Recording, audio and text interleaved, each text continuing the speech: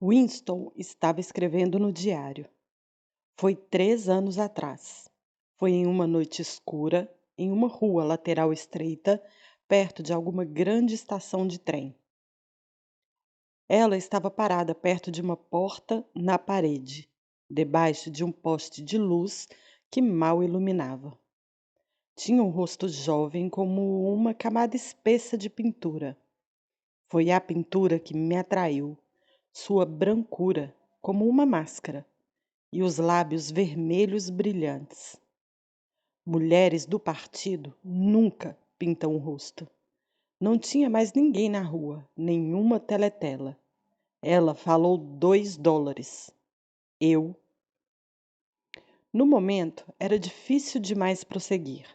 Ele fechou os olhos e pressionou os dedos sobre as pálpebras, tentando interromper a visão recorrente. Sentia uma tentação quase esmagadora de berrar uma série de palavras sujas a plenos pulmões, ou de bater a cabeça na parede, chutar a mesa, atirar o tinteiro pela janela, fazer qualquer coisa violenta ou barulhenta ou dolorosa que pudesse apagar a lembrança que o atormentava. Seu pior inimigo, pensou, é seu próprio sistema nervoso. A qualquer momento, a tensão era capaz de se manifestar em algum sintoma visível. Lembrou-se de um homem por quem tinha passado na rua algumas semanas antes.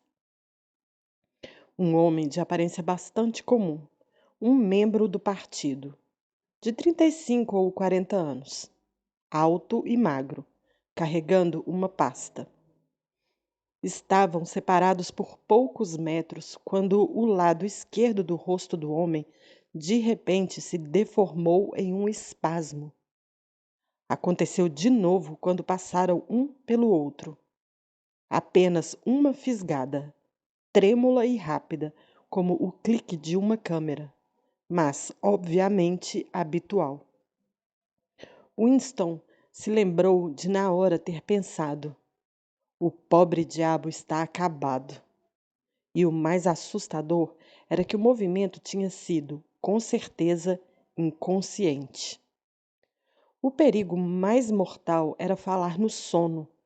Não havia maneira de se proteger contra isso, até onde ele conseguia entender.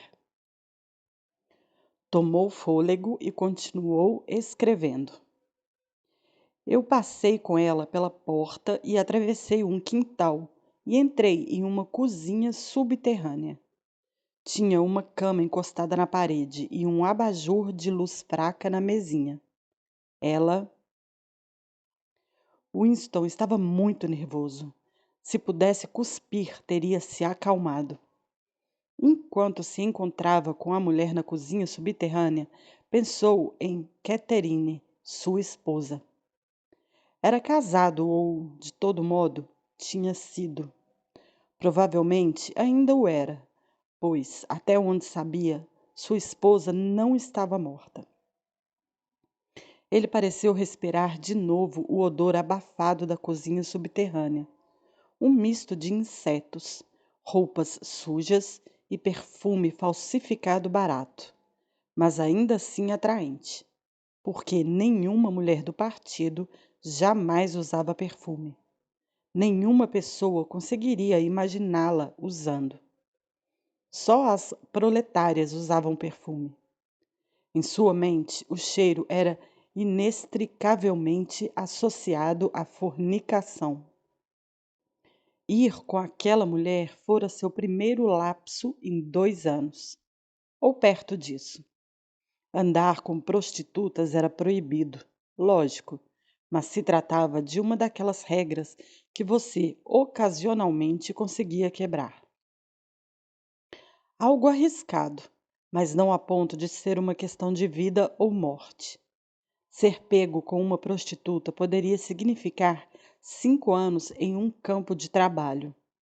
Não mais, se você não tivesse cometido outro erro. E era fácil, desde que você conseguisse evitar ser pego no ato. Os bairros mais pobres eram lotados de mulheres prontas a se vender. Algumas podiam ser compradas com uma garrafa de gin, que os proletas não deveriam beber.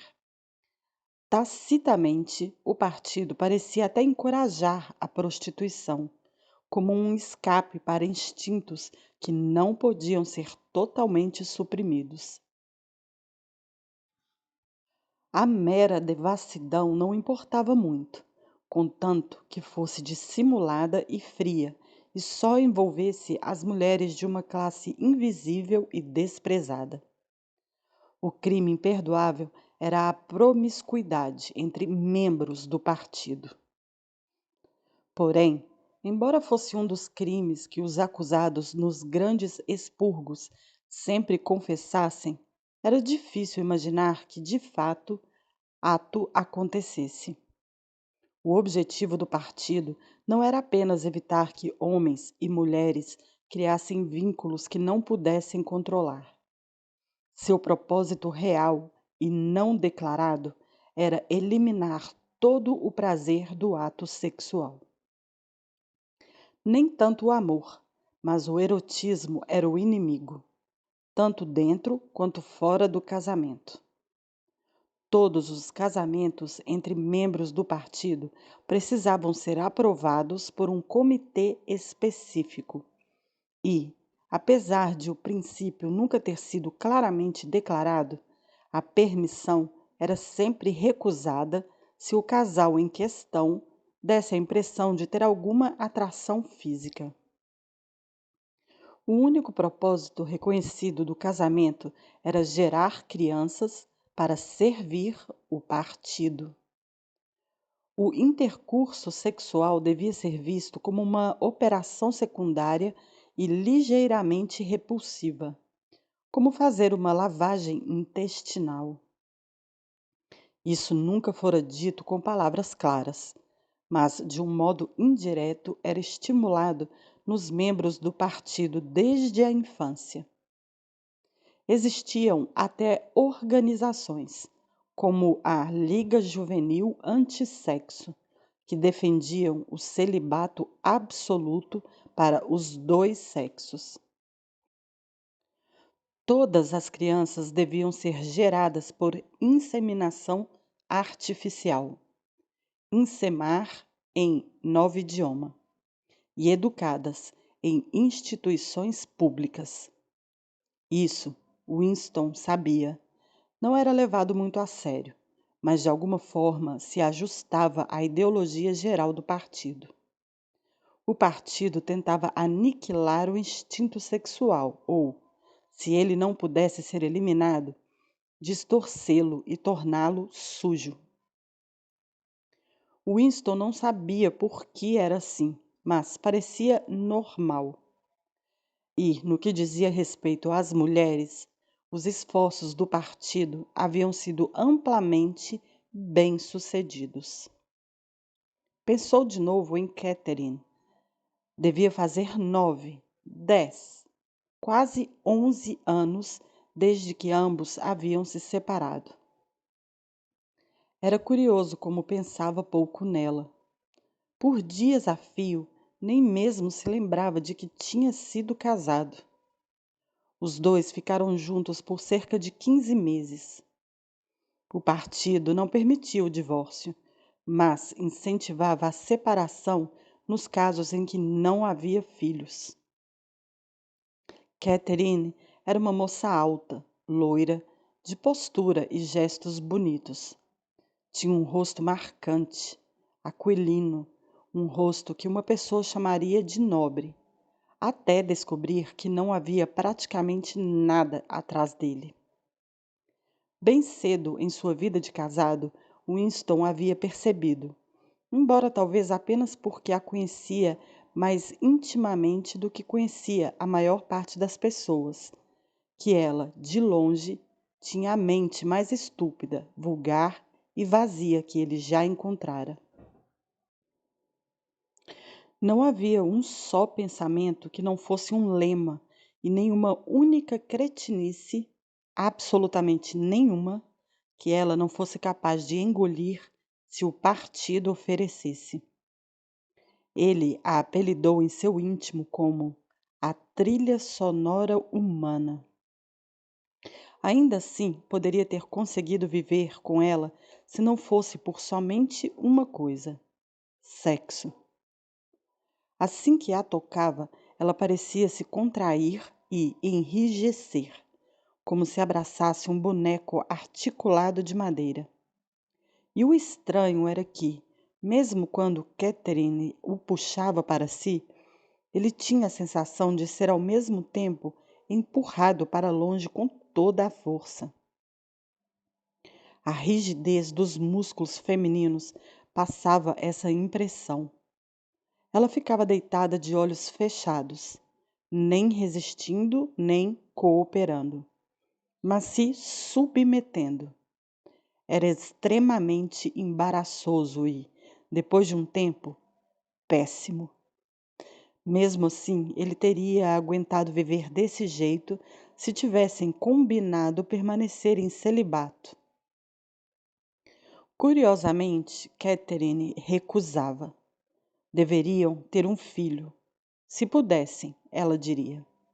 Então, o ato continuou a ocorrer, uma vez por semana, com bastante regularidade, sempre que não fosse impossível. Ela até costumava lembrá-lo a respeito pela manhã, como algo que precisasse ser feito à noite e não pudesse ser esquecido. E dava 2 nomes para o ato.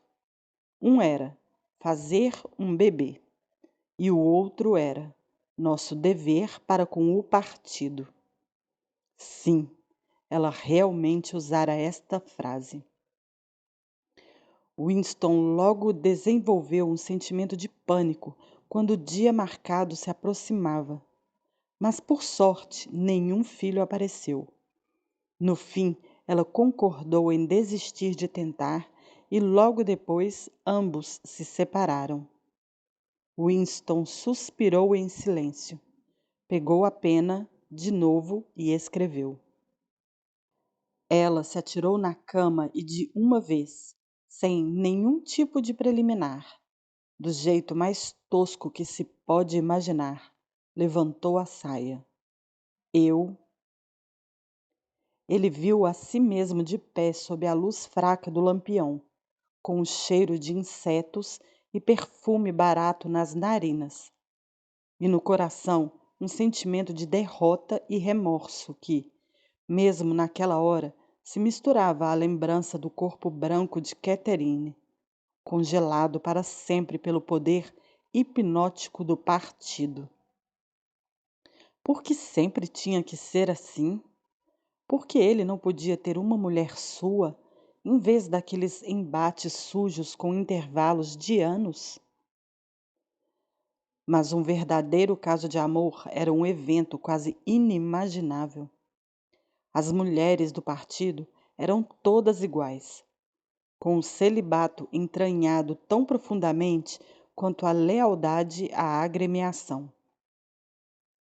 Por meio de um condicionamento precoce e cuidadoso, por meio de jogos e água fria, pelas bobagens que lhes apresentavam na escola, nos espiões e na Liga Jovem, por leituras, desfiles, canções, lemas e música marcial.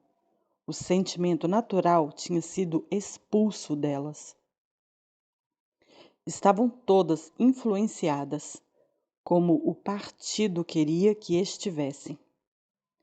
E o que Winston desejava, mais até do que ser amado, era romper aquela barreira de virtude, ainda que uma única vez na vida. Sexo feito com sucesso era rebelião. Desejo era pensamento-crime. Até mesmo ter despertado Catherine, se tivesse conseguido tal coisa, teria sido como uma sedução, embora ela fosse sua esposa. Mas o resto da história precisava ser anotado. Ele escreveu: Aumentei o lampião. Quando eu a vi à luz, depois da escuridão, A luz tênue do lampião de parafina parecia muito intensa. Pela primeira vez, ele conseguiu enxergar direito a mulher. Deu um passo em direção a ela e depois parou, cheio de desejo e terror. Sua consciência pesava ao pensar no risco que havia assumido ao ir até lá. Era bem possível que as patrulhas o capturassem na saída. Poderiam, inclusive, estar à espera do lado de fora naquele preciso instante. E se ele fosse embora sem ter feito o que tinha ido fazer lá? Precisava ser anotado, precisava ser confessado. Ele havia visto de repente, à luz do lampião, que a mulher era velha. A pintura em seu rosto, muito grossa, poderia rachar como máscara de gesso. Havia mechas brancas em seu cabelo, mas o detalhe verdadeiramente assustador era que a boca se abrira um pouco, revelando nada a não ser uma escuridão cavernosa. Ela não tinha um único dente. Ele escreveu apressadamente em uma letra rabiscada. Quando eu a vi à luz, ela era uma mulher bem velha, de 50 anos no mínimo, mas eu fui em frente e fiz mesmo assim. Pressionou os dedos contra os olhos de novo. Escrevera, afinal, mas não fez diferença. A terapia não funcionou. A ânsia por berrar palavras sujas a plenos pulmões era a mesma de sempre. Se há esperança, Winston escreveu, é nos proletas. Se havia esperança, tinha de ser nos proletas, porque só de lá, nas massas agitadas e menosprezadas, 85% da população da Oceania poderia vir a força que destruiria o partido. O partido não poderia ser derrubado por si mesmo. Seus inimigos, se é que existiam, não tinham como se juntar, nem mesmo como se identificar mutualmente. Ainda que a lendária Irmandade existisse, era inconcebível que seus membros alguma vez pudessem se reunir em grupos maiores do que 2 ou 3. Rebelião significava certo, olhar nos olhos, uma inflexão da voz, no máximo, uma palavra ou outra na maior discrição.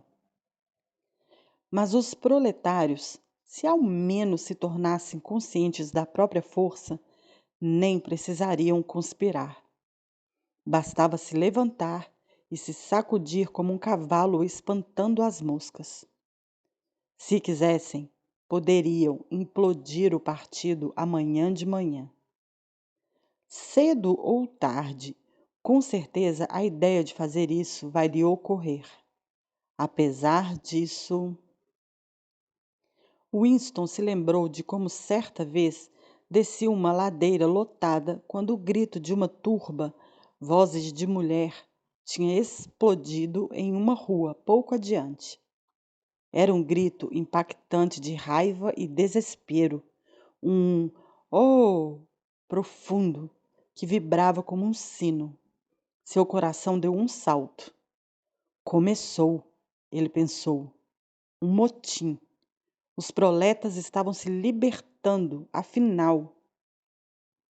Chegando ao local, o que ele viu foi uma multidão de 200 ou 300 mulheres amontoadas ao redor das barracas de um mercado ao ar livre, com expressões trágicas, como se fossem as passageiras condenadas de um navio a pique. Mas, naquele momento, o desespero generalizado se estilhaçou em uma multiplicidade de brigas individuais. Parecia que uma das barracas estava vendendo caçarolas de latão.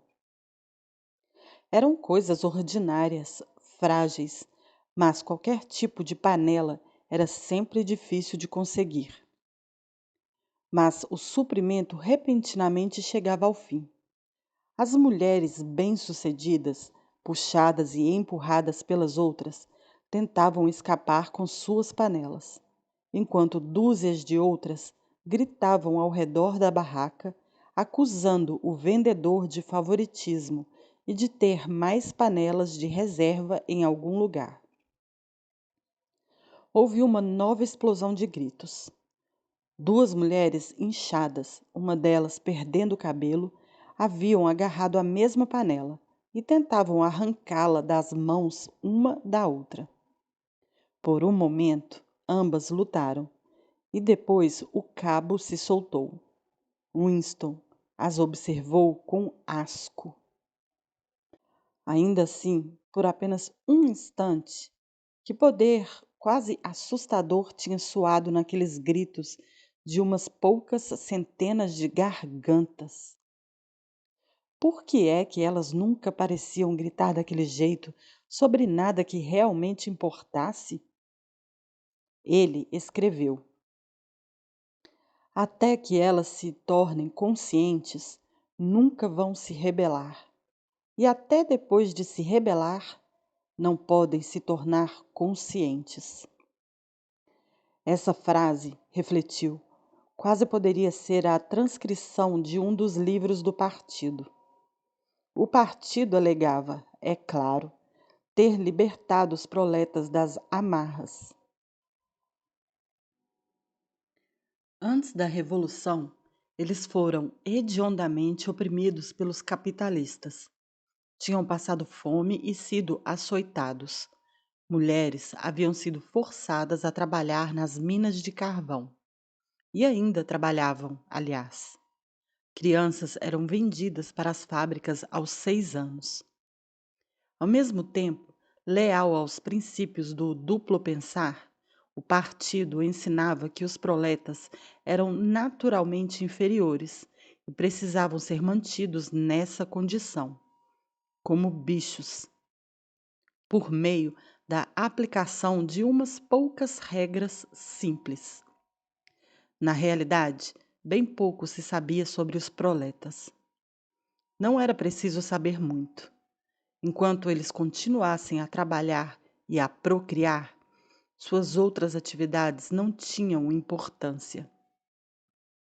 Deixados à própria sorte, como o gado solto nos prados da Argentina, haviam voltado a um estilo de vida que lhes parecia normal, como se seguissem um padrão da própria ancestralidade. Eles nasciam, cresciam nas sarjetas, iam trabalhar aos 12 anos. Passavam por um breve período de florescimento de beleza e desejo sexual. Casavam-se aos 20, atingiam a meia-idade aos 30 e morriam, em sua maior parte aos 60. Trabalho físico pesado, o cuidado com a casa e os filhos, disputas mesquinhas com os vizinhos, filmes, futebol, cerveja e, acima de tudo, jogo preenchiam o horizonte de suas mentes. Mantê-los sob controle não era difícil. Uns poucos agentes da polícia do pensamento sempre circulavam no meio deles, espalhando rumores falsos e anotando e eliminando uns poucos indivíduos, julgados capazes de se tornar perigosos. Mas não se fazia nenhuma tentativa de doutriná-los com a ideologia do partido. Não era desejável que os proletas tivessem fortes sentimentos políticos. Só se exigia deles um patriotismo primitivo, ao qual se poderia apelar quando fosse necessário fazê-los aceitar acréscimo de trabalho ou redução das rações. E, mesmo quando contrariados, como às vezes ficavam, esse descontentamento não levava a lugar nenhum, porque, sem ideias, eles só conseguiam se concentrar em disputas mesquinhas e específicas. Os males maiores, invariavelmente, lhes escapavam. A maioria dos proletas nem tinha teletelas em casa. Até a polícia civil mexia muito pouco com eles. Havia uma vasta criminalidade em Londres, um submundo paralelo de ladrões, bandidos, prostitutas, traficantes e escroques de todo tipo. Porém, desde que tudo ficasse entre os proletas, não tinha importância. Em todas as questões morais, eles podiam seguir o próprio código ancestral. O puritanismo sexual do partido não lhes era imposto. A promiscuidade ocorria sem punição. Permitia-se o divórcio. Aliás, até a devoção religiosa teria sido autorizada caso os proletas houvessem demonstrado algum sinal de precisar dela ou querê-la. Estavam abaixo das suspeitas. Como o lema do partido dizia, proletas e animais são livres. Winston se abaixou e cuidadosamente coçou a úlcera varicosa. Tinha voltado a pinicar. Também sempre voltava à impossibilidade de saber como era a vida de verdade antes da Revolução. Ele tirou da gaveta um exemplar de um livro de história para crianças, que havia tomado emprestado da senhora Parsons, e começou a copiar um trecho no diário. Nos velhos tempos, dizia, antes da Revolução Gloriosa, Londres não era uma cidade bonita que conhecemos hoje. Era um lugar escuro, sujo e miserável, onde quase ninguém tinha o suficiente para comer e onde centenas e milhares de pobres não tinham botas para calçar, nem um telhado sob o qual dormir. Crianças, que não eram mais velhas do que você, precisavam trabalhar 12 horas por dia para patrões cruéis, que as açoitavam com chicotes se elas trabalhassem devagar e não as alimentavam com nada além de crostas de pão mofado e água. Porém, em meio a essa pobreza terrível, havia umas poucas casas grandes e bonitas, habitadas por homens ricos que tinham até 30 criados para cuidar deles. Esses homens ricos eram chamados de capitalistas. Eles eram homens gordos, feios e de rosto malvado, como o da figura na página oposta.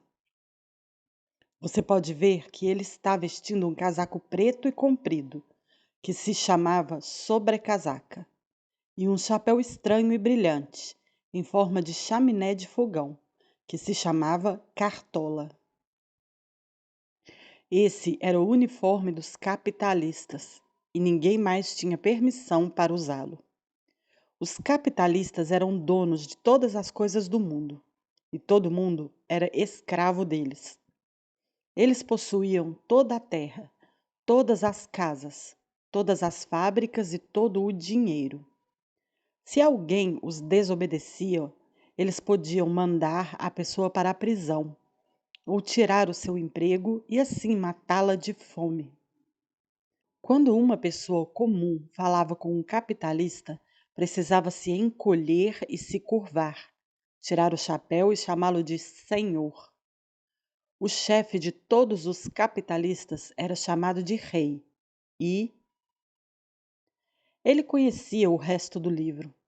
Haveria menção aos bispos em suas vestes de cambraia, aos juízes em suas togas de pele de arminho, ao pelourinho, ao tronco, ao engenho e ao chicote, ao banquete do senhor prefeito e ao costume de beijar os pés do papa.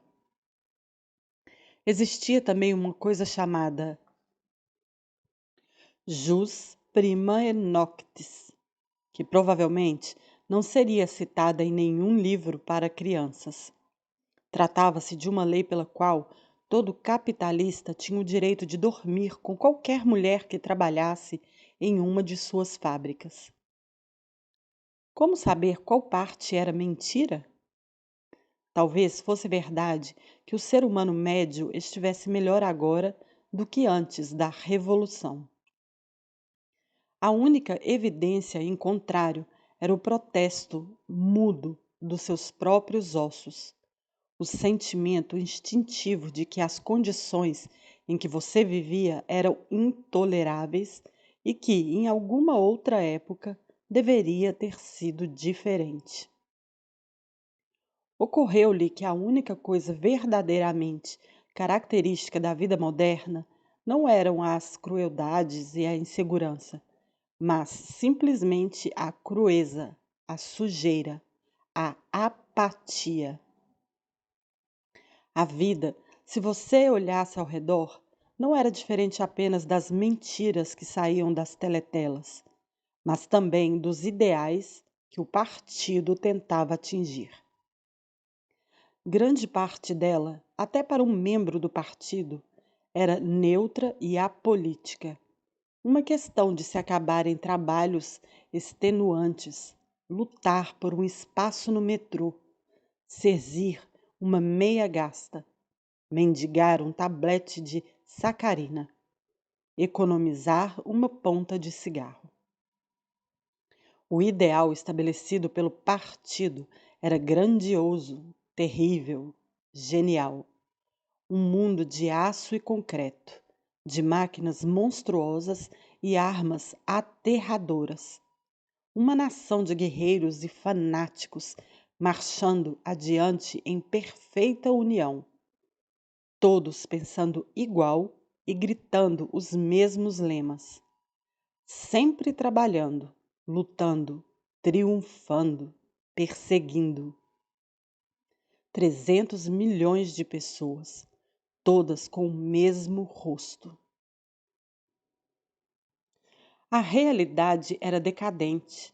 Cidades imundas, onde pessoas subnutridas andavam em sapatos furados por casas remendadas do século XIX, que sempre fediam a repolho e lavatórios ruins. Winston pareceu ter uma visão de Londres, vasta e arruinada, lar de milhões de latões de lixo. E misturada a isso estava a figura da senhora Parsons, uma mulher de rosto vincado e cabelo ralo, lutando inutilmente com um cano entupido. Ele se abaixou e coçou o tornozelo de novo. Dia e noite, as teletelas bombardeavam seus ouvidos com estatísticas provando que, na atualidade, as pessoas tinham mais comida, mais roupas, casas melhores, entretenimento de qualidade, que viviam mais, trabalhavam menos, eram mais altas, mais saudáveis, mais fortes, mais felizes, mais inteligentes, mais estudadas do que as pessoas de 50 anos antes. Nenhuma palavra disso, porém, jamais poderia ser comprovada ou refutada. O partido alegava, por exemplo, que 40% dos proletas adultos eram alfabetizados. Antes da Revolução, dizia-se eram apenas 15%, ou que a taxa de mortalidade infantil era de apenas 160 por mil, enquanto antes da Revolução tinha sido de 300 mil, e assim por diante. Era como uma equação simples com duas variáveis. Talvez, literalmente, cada palavra nos livros de história, mesmo que uma pessoa aceitasse sem questionar, fosse pura fantasia. Pois, até onde ele sabia, poderia nunca ter existido uma lei como a jus prima noctis, criatura como um capitalista ou um adereço como uma cartola. Tudo se dissolvia na névoa. O passado era apagado. O apagado era esquecido. A mentira se tornava verdade. Apenas uma vez na vida, Winston possuíra, Depois do evento, isso era o que importava. Uma evidência concreta e definitiva de um ato de falsificação. Ele a havia segurado entre os dedos por quase 30 segundos. Em 1973, deve ter sido. Não importava quando, mais ou menos na época em que ele e Catherine se separaram. Mas a data de fato relevante era 7 ou 8 anos antes. A história começara no meio dos anos 1960, o período dos grandes expurgos durante o qual os líderes originais da Revolução foram eliminados de uma vez por todas. Por volta de 1970, não sobrara nenhum, exceto o Grande Irmão. Todo o restante havia sido, àquela altura, exposto como traidor e contra-revolucionário. Goldstein fugira e ninguém sabia onde estava escondido. Quanto aos outros, alguns haviam simplesmente desaparecido, ao passo que a maioria fora executada depois de julgamentos públicos dramáticos, nos quais todos confessaram seus crimes. Entre os últimos sobreviventes havia 3 homens, chamados Jones, Aronson e Rutherford, que devem ter sido presos em 1965. Como quase sempre acontecia, eles desapareceram por 1 ano ou mais, de modo que não se sabia se estavam vivos ou mortos, e depois subitamente trazidos a público para incriminar a si mesmos do modo habitual. Eles admitiram colaboração com a inteligência do inimigo, que também era a Eurásia, desfalque de dinheiro público, assassinato de vários membros do partido, intrigas contra a liderança do Grande Irmão, iniciadas muito antes da Revolução, e atos de sabotagem que causaram centenas de milhares de mortes. Após confessar esses crimes, foram perdoados, reintegrados ao partido e receberam cargos inúteis, mas que soavam importantes.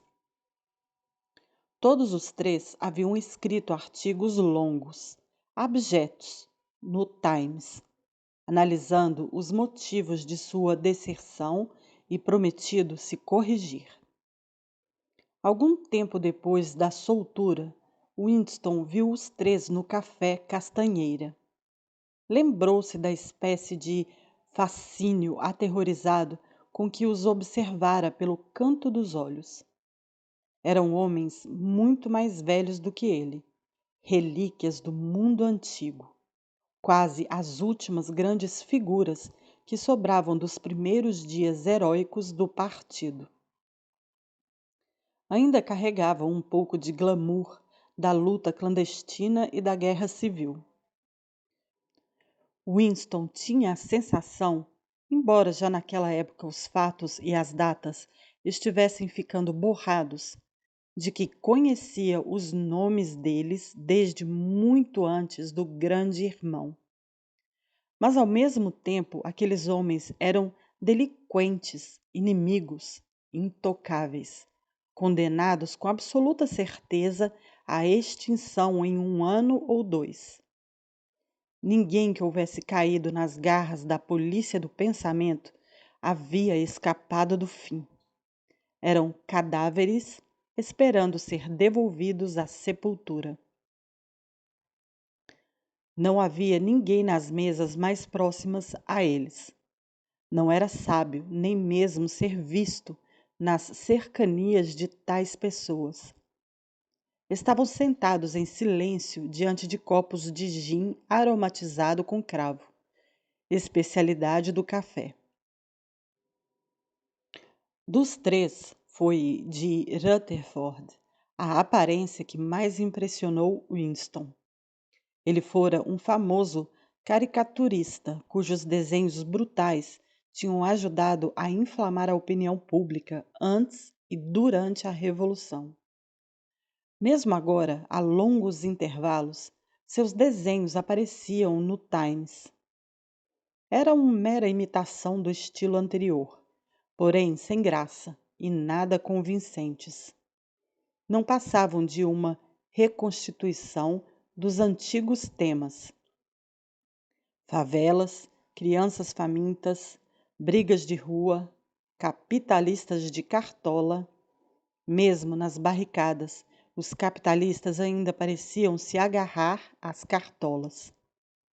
Um esforço infinito e inútil de voltar ao passado.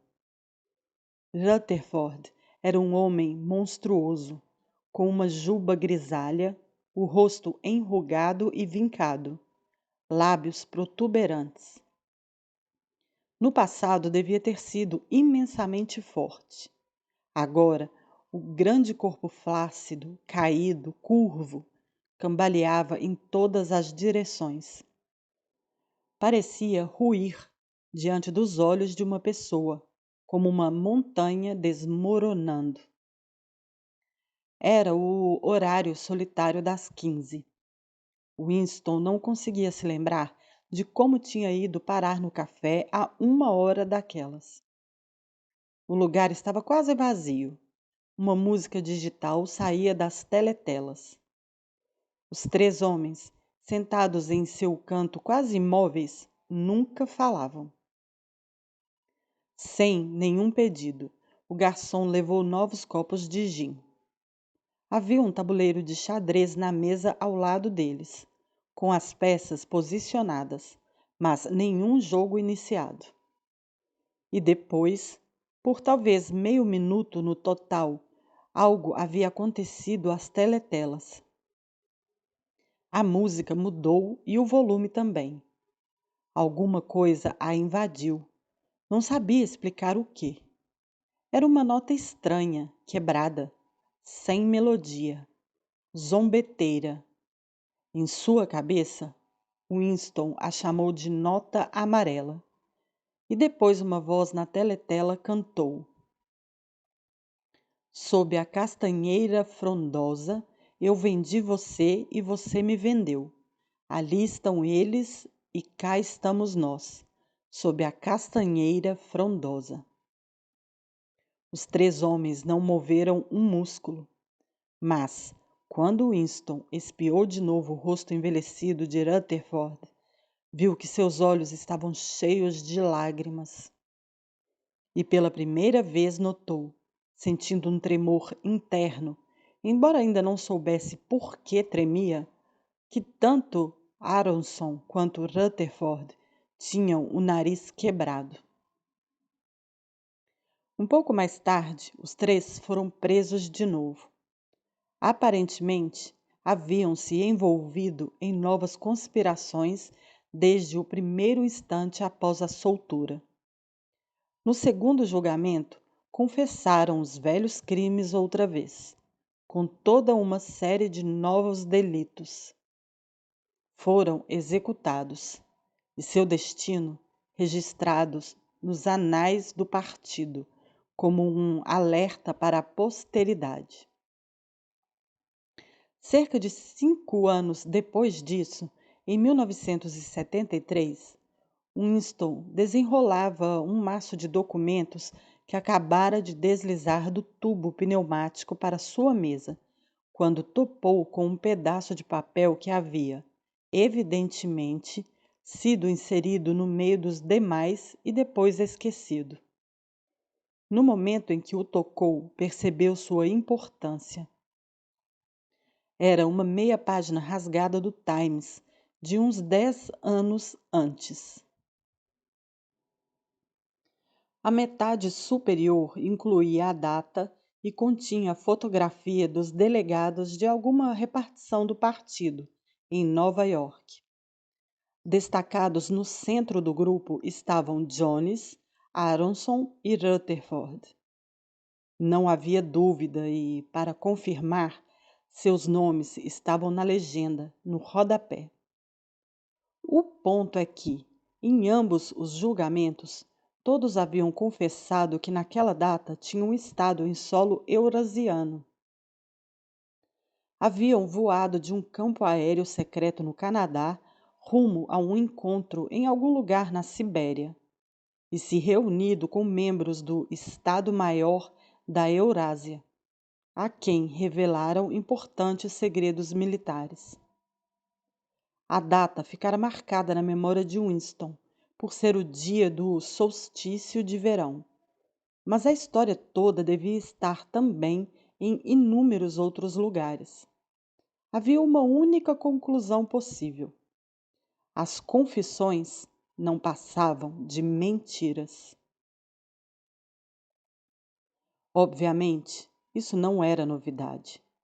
Mesmo naquela época, Winston não imaginava que as pessoas eliminadas nos expurgos tivessem realmente cometido os crimes de que eram acusadas.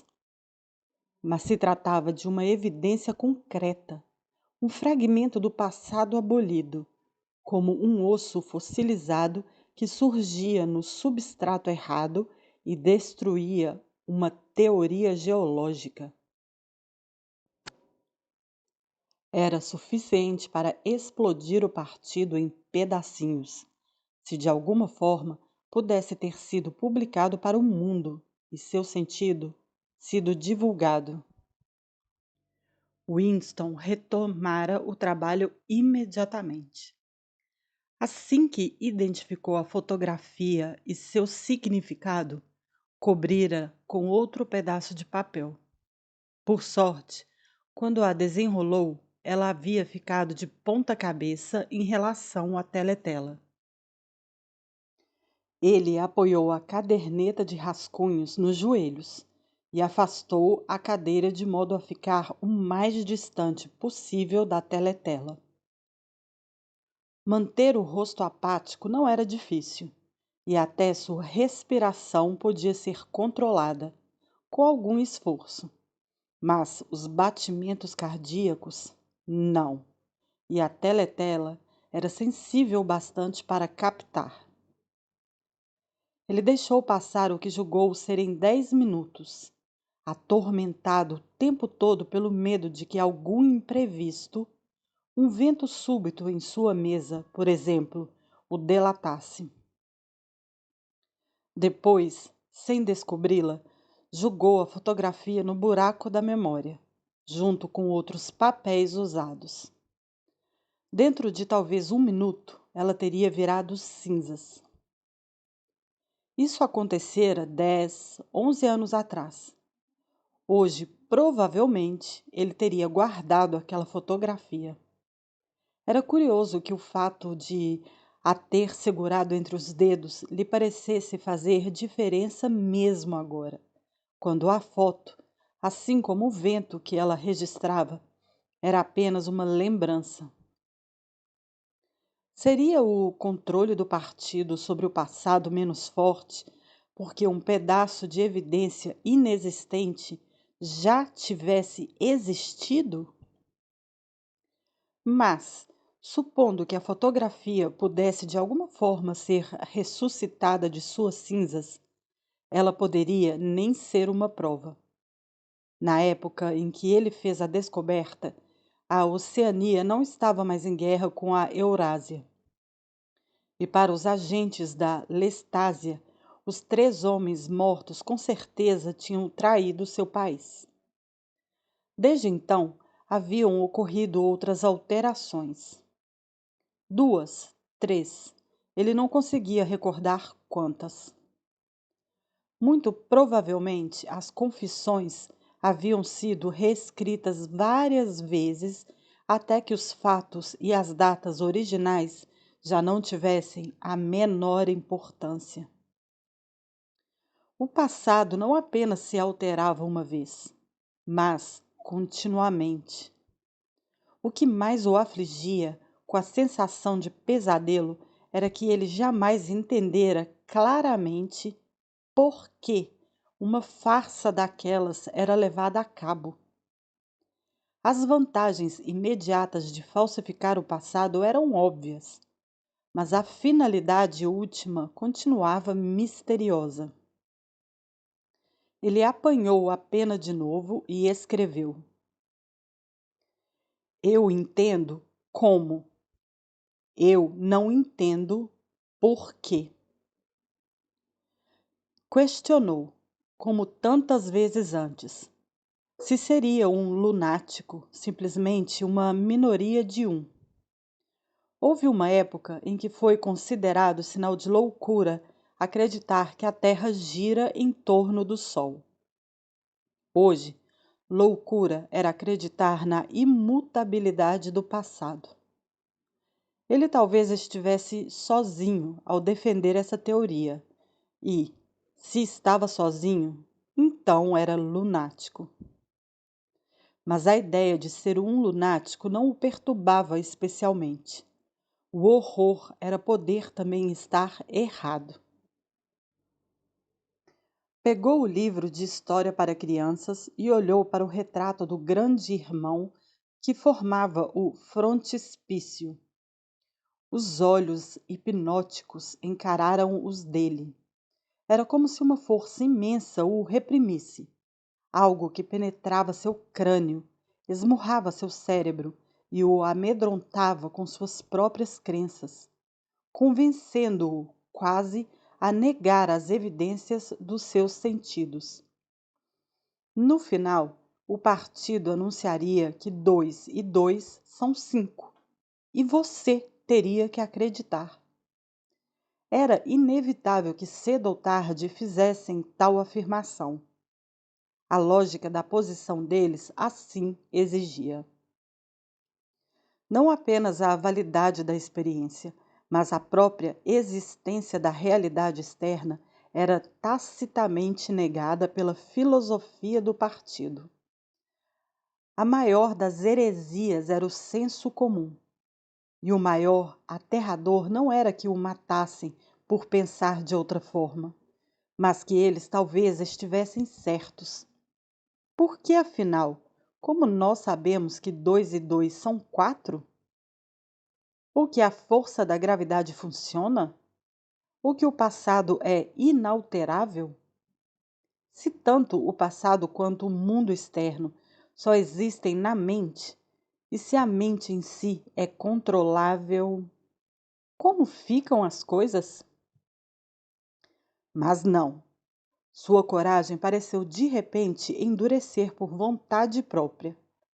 O rosto de O'Brien, não convocado por nenhuma associação óbvia, cruzou sua mente. Ele sabia, com mais certeza do que antes, que O'Brien estava ao seu lado. Escrevia o diário por O'Brien para O'Brien. Era como uma carta interminável que ninguém jamais leria, mas dirigida a uma pessoa em particular. E isso o motivava. O partido lhe dizia para rejeitar a evidência vista e ouvida. Essa era a ordem final e mais importante. O coração de Winston se apertou quando ele pensou no enorme poder formado contra si. A facilidade com que qualquer intelectual do partido poderia esmagá-lo em um debate. Os argumentos sutis que ele não teria capacidade para entender, menos ainda rebater. E mesmo assim estava certo. Eles estavam errados e ele estava certo. O óbvio, o tolo e o verdadeiro precisavam ser defendidos. Banalidades são verdades. Agarre-se a isso. O mundo sólido existe. Suas leis não se alteram. Pedras são duras. Água molha. Objetos sem apoio caem em direção ao centro da Terra. Com a sensação de que falava com O'Brien e estabelecia um axioma importante, escreveu: Liberdade é ser livre para dizer que 2 mais 2 são 4. Se isso estiver garantido, todo o resto é consequência.